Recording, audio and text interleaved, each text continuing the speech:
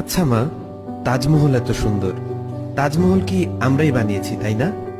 না তো, যিনি বানিয়েছিলেন উনার নাম সম্রাট শাহজাহান, উনি মুসলিম ছিলেন। ও আচ্ছা, তাহলে কুতুব মিনার নিশ্চয়ই আমরা বানিয়েছি। না না, উনিও মুসলিম ছিলেন, উনার নাম কুতুবউদ্দিন আইবেক। তাহলে লাল কেল্লা নিশ্চয়ই আমরা বানিয়েছি। না, ওটাও মুসলিম শাসকরা বানিয়েছিলেন। তাহলে পুরাতন কেল্লা আমরা বানিয়েছি।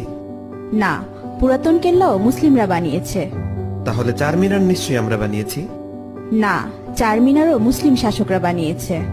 মা, আমি শুনেছি ভারতের সবচেয়ে বড় ও পুরাতন রোড গ্র্যান্ড ট্রাঙ্ক প্রায় 3000 কিলোমিটার পর্যন্ত বিস্তৃত, সেটা তো আমরা বানিয়েছি।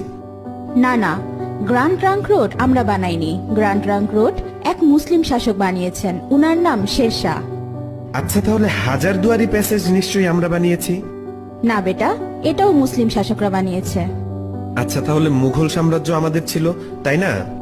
না, মুঘল সাম্রাজ্য মুসলিমদের সাম্রাজ্য ছিল। আচ্ছা, জয় হিন্দ এই শব্দটা কি আমরা প্রথম তৈরি করেছিলাম? না, এটাও একজন মুসলিম প্রথম বলেছিল। আচ্ছা মা, সারে জাহা সে আচ্ছা হিন্দুস্তা হামারা এই শব্দটি আমরা প্রথম বলেছিলাম তাই না?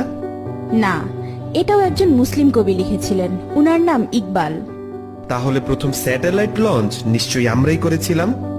জি না, ভারত অনেকবার স্যাটেলাইট লঞ্চ করেছিল, কিন্তু প্রতিবারই ফেল হয়েছে। এরপর এপিজে আবুল কালাম আজাদ প্রথমবার সাকসেসফুল ভাবে স্যাটেলাইট লঞ্চ করেছিলেন। উনি না থাকলে আজ ভারত স্যাটেলাইট লঞ্চ করতে পারত না।